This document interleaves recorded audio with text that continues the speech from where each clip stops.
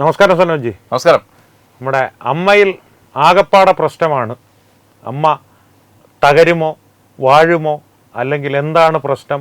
സ്ത്രീകളുമായിട്ടുള്ള പ്രശ്നം, അതിൻ്റെ അകത്ത് വർഗീയ പ്രശ്നം, വഴിയെ പോയ BJP വരെ ഇപ്പോൾ സമാധാനം പറയണം, നരേന്ദ്രമോദി സമാധാനം പറയണമെന്ന് താമസിയാതെ ആരെങ്കിലും പറഞ്ഞേക്കും. ആ നിലയിലാണ് കാര്യങ്ങൾ പോകുന്നത്. എങ്ങനെ കാണുന്നു ഇതിനെ? അല്ല, ഈ അമ്മയിലെ പ്രശ്നങ്ങൾ സത്യത്തിൽ ഇത് ഒരു വാർത്തയാക്കി അറിയേണ്ടവരാരാണ്? ഇപ്പം എൻ്റെ ഒരു ന്യായമായ സംശയമാണ്, കേരളത്തിൽ എത്രയോ നീറുന്ന പ്രശ്നങ്ങളുണ്ട് ഇവിടെ. അപ്പോൾ ഇതിനിടയിൽ ഈ അമ്മയ്ക്കുള്ളിൽ താരങ്ങൾ അടികൂടുന്നു, അവിടെ അവർ അത് വിളിച്ച് പറയുന്നു, ഇത് ആർക്കാണ് അറിയാൻ ആഗ്രഹം? ഇത് കൃത്യമായി നമ്മുടെ മലയാളത്തിലെ സ്ത്രീകളെ, അല്ലേ, നമ്മുടെ വീട്ടമ്മമാരെ ടാർഗറ്റ് ചെയ്യുന്ന ഒരു സീരിയൽ മാഫിയ ഉണ്ട് ഒരു കാലത്ത്. ആ മെൻറ്റാലിറ്റി ഉള്ളവരാണ്, അതിൽ മാർക്കറ്റിംഗ് കണ്ടെത്തുന്നവരാണ് ഇതിൻ്റെയും പിന്നിൽ പ്രവർത്തിക്കുന്നതെന്ന് എനിക്ക് പറയേണ്ടി വരും. കാര്യം ഈ അപ്പുറത്തെ വീട്ടിൽ എത്തി നോക്കുക എന്നുള്ളത് മലയാളിയുടെ ഒരു സഹജ സ്വഭാവമാണ്. അത് ഒന്നുകൂടി പ്രകടമാകുന്നത്, ഞാൻ ഈ സ്ത്രീകളെ ആക്ഷേപിക്കുന്നതല്ല, അതൊരു സൈക്കോ രീതി തന്നെയാണ്. കാര്യം ആ രീതി അത് വെച്ചുകൊണ്ടാണ് ഇവിടുത്തെ സീരിയലുകൾ ഒരു കാലത്ത് ഇടം പിടിച്ചിരുന്നത്. സീരിയലുകളുടെ എല്ലാം നമ്മൾ നോക്കുകയാണെങ്കിൽ മലയാളത്തിൽ ഇന്ന് വരെ ഇറങ്ങിയ എല്ലാ സീരിയലിൻ്റെയും കഥ ഒന്ന് തന്നെയാണ്. ഒരു വില്ലത്തിയായിട്ടുള്ള അമ്മായിയമ്മ, അതുപോലെ തന്നെ കട്ടയ്ക്ക് എതിർവശത്ത് നിൽക്കുന്ന ഒരു മരുമകൾ, ഇവർ തമ്മിലുള്ള പോരാട്ടം.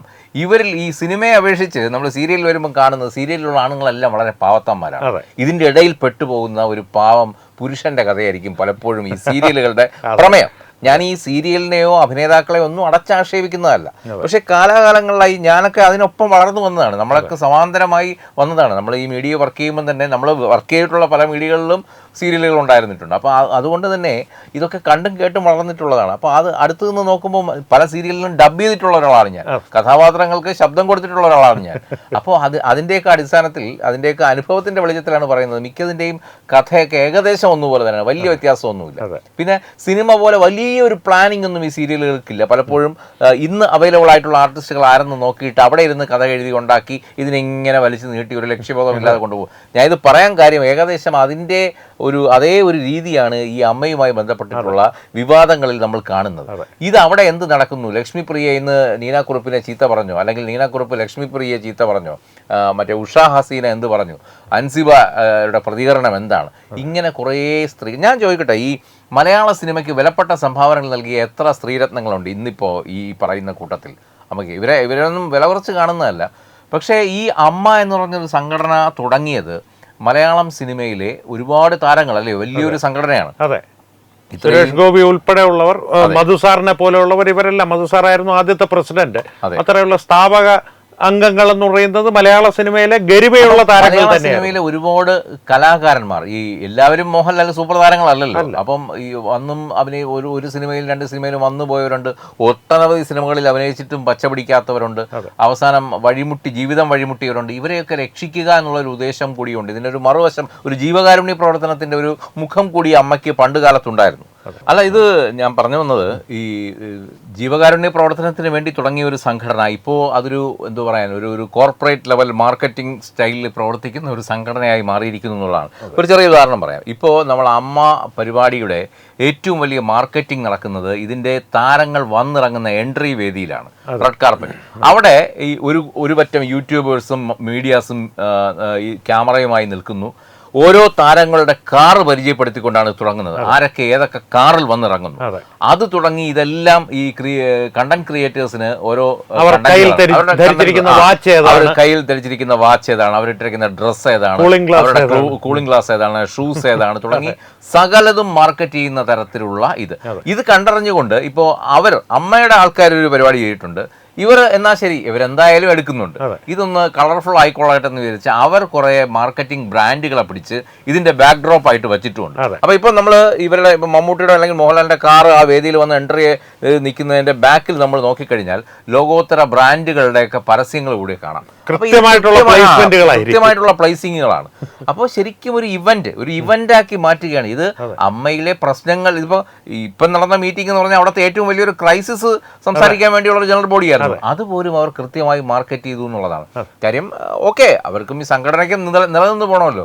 ഇതിപ്പം സിനിമാ താരങ്ങളുടെയൊക്കെ ആയതുകൊണ്ട് പെട്ടെന്ന് അവർക്ക് മാർക്കറ്റിംഗും കിട്ടും. വലിയ രീതിയിൽ നമ്മളൊക്കെ മാർക്കറ്റിംഗിന് ഇറങ്ങുന്ന രീതിയിൽ ഇറങ്ങി ഒരു അധര വ്യായാമം ഒന്നും നടത്തേണ്ട കാര്യം അവർക്കില്ല. അവരെ തേടി അങ്ങോട്ടേക്ക് ചെല്ലുന്ന ബ്രാൻഡുകളുണ്ട്. അതുകൊണ്ടാണല്ലോ 75 ലക്ഷം രൂപ മുടക്കി ഇത് സ്പോൺസർ ചെയ്യാൻ ഒരു അമ്പലം പോലും അതാണല്ലോ ഇതിന്റെയൊക്കെ ഒരു തർക്കത്തിന്റെ ഒരു കാരണം. അപ്പം പറഞ്ഞു വന്നത് ഈ താരസംഘടനകൾ നല്ലതാണ്. നമ്മൾ എല്ലാവരും താരങ്ങളെ ആരാധിക്കുന്നവരാണ്, കലാകാരന്മാരെ ആരാധിക്കുന്നവരാണ്. മലയാളം എന്ന് പറയുന്നത് ഒരു പറ്റം കലാകാരന്മാരെ കൊണ്ട് അഭിമാനിക്കാനുള്ള വക തന്നിട്ടുള്ളതാണ്. എല്ലാ കാലത്തും ഇവിടെ കലാമൂല്യമുള്ള സിനിമകൾ ഉണ്ടാകുന്നുണ്ട്, വിശ്വോത്തരമായ സിനിമകൾ ഉണ്ടാകുന്നുണ്ട്. മമ്മൂട്ടി, മോഹൻലാലിനെ പോലുള്ള നമുക്കെല്ലാവർക്കും അഭിമാനിക്കാവുന്ന താരങ്ങളുടെ മണ്ണാണിത്. ഇങ്ങനെയൊക്കെ നിൽക്കുമ്പോഴും മറുവശത്ത് ഈ പേരത്രയും കളഞ്ഞു കുളിക്കാൻ വേണ്ടി ചില ആളുകൾ ഒരുമിച്ചിറങ്ങിയിട്ടുണ്ട്. ഈ പണ്ട് കാലത്തൊരു ചൊല്ലുണ്ട് നമ്മുടെ മനോജി, അത് തത്വമയുടെ ഒരു വേദിയിൽ നമുക്ക് പറയാൻ പറ്റില്ല. എന്നാലും ഞാനൊരു സൂചന തരാം. 2 മലകൾ തമ്മിൽ ചേരും, ഒരിക്കലും ചേരില്ല എന്ന് പറയുന്ന കുറെ കാര്യങ്ങളുണ്ട്. അതെ, അത് അക്ഷരാർത്ഥത്തിൽ ഈ അമ്മയിൽ പ്രകടമായിക്കൊണ്ടിരിക്കുകയാണ്. അത് തന്നെയാണ് ഇതിൻ്റെ മൂലമായ കാരണം. ഇതുമായി യാതൊരു ബന്ധവും ഇല്ലാത്ത, അല്ലെങ്കിൽ ഈ സംഘടനയുമായി ലെവലേശം അതിനോടൊരു പ്രതിബദ്ധത ഇല്ലാത്ത കുറേ ആളുകൾ വരുന്നു. അവർ ഈ പറഞ്ഞതുപോലെ ഇതൊരു ഫാഷൻ ഷോ പരേഡാക്കി മാറ്റുന്നു. ഇതൊക്കെ ആത്യന്തികമായി ബാധിക്കുന്നത് ഈ ഒരുപറ്റം കലാകാരന്മാരെയാണ്. ഈ അമ്മയെ മാത്രം ആശ്രയിച്ച് കഴിയുന്ന ഒരുപറ്റം കലാകാരന്മാരുണ്ട്. കാര്യം ഇനി അവർക്ക് അവരുടെ ജീവിതത്തിൽ ഒരു സിനിമ കാണില്ല, അല്ലെങ്കിൽ അവർക്ക് ഇറങ്ങി പ്രവർത്തിക്കാൻ പറ്റുന്ന ഒരു ആരോഗ്യ സ്ഥിതിയിലായിരിക്കില്ല അവർ. അപ്പോൾ ഇവിടെ നിന്നും കിട്ടുന്ന പെൻഷനോ അല്ലെങ്കിൽ ഇവിടെ നിന്നും ഇവർ നൽകുന്ന ചില ജീവകാരുണ്യ പ്രവർത്തനങ്ങളോ കൊണ്ട് മാത്രം ജീവിതം മുന്നോട്ട് തള്ളി നിൽക്കുന്ന, ഒരു കാലത്ത് ഈ പറഞ്ഞതുപോലെ നമ്മെ ചിരിപ്പിക്കുകയും കരയിപ്പിക്കുകയും ഒക്കെ ചെയ്ത താരങ്ങളായിരിക്കാം. പക്ഷെ അവരുടെ ഇന്നത്തെ ആശ്രയം ഈ ഒരു സംഘടന മാത്രമാണ്. അങ്ങനെ ഒട്ടനവധി താരങ്ങൾ മലയാള സിനിമയിൽ ഇന്നുമുണ്ട്. നമ്മുടെ ഈ പറഞ്ഞ മലയാള സിനിമയിലാണ് ഇങ്ങനൊരു അവസ്ഥയും കൂടെ ഉള്ളതെന്ന് നമ്മൾ ആലോചിക്കണം. അപ്പോൾ ഈ ഒരു ഗതികേടിലേക്ക് കൊണ്ട് തള്ളിവിടുന്നത് ആരാണ്? ഇതിൻ്റെ അകത്ത് അത്തരത്തിലുള്ള പൈസയുടെയൊക്കെ പ്രശ്നം വരുമ്പോൾ അതൊക്കെ ചോദ്യം ചെയ്യപ്പെടേണ്ടതാണ്. അത് അവരുടെ ഉള്ളിലെ തർക്കമാണ്, അല്ലേ? ഇപ്പോൾ ഈ വിഷയങ്ങളുണ്ടായപ്പോൾ മലയാളത്തിലെ ഒരു മുഖ്യധാരാ മാധ്യമം ഈ വാർത്തകളെ ബഹിഷ്കരിക്കുന്നതായി കണ്ടു. അത് ആ ചാനലിൻ്റെതായ രാഷ്ട്രീയം വേറെ ഉള്ളതും കൂടെ കൊണ്ടാണ്. പക്ഷേ ഒരർത്ഥത്തിൽ ഒരു ചാനലല്ല, എല്ലാ ചാനലുകളും ഇതിൻ്റെ വാർത്ത ബഹിഷ്കരിക്കണമെന്ന് തന്നെയാണ് ഞാൻ പറയുന്നത്. കാര്യം സനോജ് പറഞ്ഞപ്പോൾ എനിക്ക് ഒരു കാര്യം തോന്നുന്നു, ഒരുപക്ഷെ മുഖ്യധാരാ മാധ്യമങ്ങളും സാമൂഹ്യ മാധ്യമങ്ങളും ഒരാഴ്ച ഒരു തീരുമാനമെടുക്കുകയാണ്, ഇതിൻ്റെ വാർത്തകൾ ഞങ്ങൾ കൊടുക്കുന്നില്ല എന്ന് തീരുമാനിച്ചാൽ ഒരുപക്ഷെ ഇതിന്റെ പകുതി പ്രശ്നങ്ങൾ പരിഹരിക്കപ്പെട്ടെ. അതെ, ഇവർ ഈ വിവാദത്തെ പോലും മാർക്കറ്റ് ചെയ്യുന്നു എന്നാണ് എനിക്ക് തോന്നുന്നത്. അല്ലെങ്കിൽ പിന്നെ ഇത്രയും ഒരു ക്രൈസിസിൽ നിൽക്കുന്ന സമയം പിന്നെ ഇത് തീരുന്നില്ല. അതിനകത്ത് തന്നെ യൂട്യൂബേഴ്സിന്റെ 2 വിഭാഗമുണ്ട്. ഈ അമ്മയ്ക്കകത്ത് എവിടെയും കയറി വരവാൻ ലൈസൻസ് ഉള്ള കുറെ ആൾക്കാരുണ്ട്. അവരാണ് ഇതിലെ സ്റ്റാർ കണ്ടന്റ് ക്രിയേറ്റേഴ്സ്, ഇൻഫ്ലുവൻസേഴ്സ്. അവർ മോഹൻലാൽ ഇന്ന് അവിടെ പോയി കഴിക്കുന്ന ഭക്ഷണം എന്താണ്, മോഹൻലാൽ കഴിച്ച മീനിൽ എത്ര മുള്ളുണ്ടായിരുന്നു എന്ന് സഹിതം അതിന്റെ ഒരു സ്റ്റാറ്റിക്സ് സഹിതം വെളിപ്പെടുത്തുന്ന ആൾക്കാരാണ്. അപ്പോൾ ഇതൊക്കെ സൂചിപ്പിക്കുന്നത് ഇത് ആർക്ക് വേണ്ടിയാണെന്നുള്ളതാണ്, അല്ലേ? ഇത് എന്തിനു വേണ്ടിയിട്ട്? ഇത് എന്തെങ്കിലും ഒരു പ്രയോജനം വേണ്ടി. ഇത് കാണിക്കുന്നത്, ഈ വാർത്ത ചെയ്യുന്നത് കൊണ്ടും എന്തെങ്കിലും ഒരു പ്രയോജനം, അല്ലാതെ അൻസിബ നീനാക്കുറുപ്പിനെ ചീത്ത വിളിച്ച ഇവിടെ ആർക്കാണ് പ്രശ്നം? പക്ഷേ അതിൻ്റെ അകത്ത് ഈ മാർക്കറ്റിങ്ങിൻ്റെ ഭാഗമായിട്ടാണോ അല്ലെങ്കിൽ മറ്റെന്തെങ്കിലും രാഷ്ട്രീയം കൊണ്ടാണോ ഒരു അമ്പലത്തിൽ നിന്ന് തുടങ്ങിയ പ്രശ്നം ശ്വേതാ മേനോനെ BJP-കാരിയാക്കുന്നു, പിന്നീട് വരുന്ന വാർത്തകളിൽ അതാണ് മനോജി ഞാൻ പറഞ്ഞത്. ആവശ്യമില്ലാത്ത കാര്യങ്ങളെ വലിയ വിവാദമാക്കുമ്പോൾ അതിനെ എങ്ങനെ വേണോ നിറം പിടിപ്പിക്കാം. ഇതിൽ BJP-കാരിയാക്കാം, CPM-കാരിയാക്കാം, കോൺഗ്രസ്സുകാരിയാക്കാം, അങ്ങോട്ടും ഇങ്ങോട്ടും ചെളിവാരി അറിയാതെ. ഇപ്പം അഡ്ഹോക് കമ്മിറ്റിയിലേക്ക് വന്നിരിക്കുന്നത് രമേശ് പിഷാരടിയാണ്, അയാൾ കോൺഗ്രസ്സുകാരനാണ്. അപ്പൊ ഇനി അതിൽ വേറൊരു ആരോപണം കണ്ടെത്താം. അപ്പൊ ഇനി ഇത് മേജർ രവിയോ മറ്റാരെങ്കിലും ഉണ്ടെങ്കിൽ അതൊരു BJP-യുടെ ചായ്വ് വീണ്ടും നിർണ്ണയിക്കാം. അപ്പൊ അതുകൊണ്ട് എന്തിനാണ് ഈ കലാകാരന്മാരെ അവരുടെ വഴിക്ക് വിട്. അതിനകത്ത് ഇനി നമ്മൾ രാഷ്ട്രീയം കലർത്തി പെയിന്റ് അടിക്കേണ്ട കാര്യമില്ല. അല്ലെങ്കിൽ തന്നെ ഇവിടെ ഉണ്ട്, ഇവിടെ രാഷ്ട്രീയമൊക്കെ കൃത്യമായി ഉണ്ട്. ഇവിടെ അവർക്ക് പറ്റുന്ന രീതിയിലൊക്കെ ഒളിച്ചു കടത്തലും പരസ്യ കടത്തലുകളും ഒക്കെ നടത്തുന്നുണ്ട്. അപ്പൊ പിന്നെ എന്തിനാണ് വീണ്ടും ഇനി ഇങ്ങനെ ഒരു കുത്തിത്തിരിപ്പ് ഇതിനകത്തൊന്ന് ചോദിക്കുകയാണ്. അല്ല, എൻ്റെ ഒരു സംശയം, ഈ അമ്മയുടെ ഇപ്പോൾ നടന്നുകൊണ്ടിരിക്കുന്ന സംഭവ വികാസങ്ങൾക്ക് ഇത്രയധികം വാർത്താ പ്രാധാന്യം കൊടുക്കേണ്ടതുണ്ടോ? ഉണ്ടെങ്കിൽ ഇത് ആരെ ലക്ഷ്യം വെച്ച് ഇതുകൊണ്ട് ആർക്കാണ് നേട്ടം? ഈ പറഞ്ഞതുപോലെ ഈ അവശത അനുഭവിക്കുന്ന കലാകാരന്മാർക്ക് ഇതിന്റെ പേരിൽ ₹1 കൂട്ടിക്കെട്ടുമോ? അവരുടെ ആനുകൂല്യത്തിൽ തീർച്ചയായിട്ടും ₹1 കൂട്ടിക്കെട്ടും. തീർച്ചയായിട്ടും ഇല്ല. ഈ മലയാള സിനിമയ്ക്ക് എന്തെങ്കിലും മുതൽ കൂട്ടാകുമോ? ഇല്ല, ഒന്നുമില്ല. അങ്ങനെ എന്തെങ്കിലും നെറ്റ് റിസൾട്ട് കിട്ടുന്ന കാര്യങ്ങൾക്കാണ് പ്രയോജനം എന്ന് പറയുന്നത്. അല്ലാതെ ഈ ലക്ഷ്മിപ്രിയ അൻസിബയെ നോക്കി കൊഞ്ഞണം കാണിച്ചുകൊണ്ടോ അല്ലെങ്കിൽ അൻസിബ ലക്ഷ്മിപ്രിയയെ നോക്കി കൊഞ്ഞണം കാണിച്ചുകൊണ്ടോ ഇവിടെ ആർക്കും ഒരു പ്രശ്നവുമില്ല. അതെ, അത് അവർ തമ്മിൽ തീർക്കേണ്ട കാര്യങ്ങളാണ്.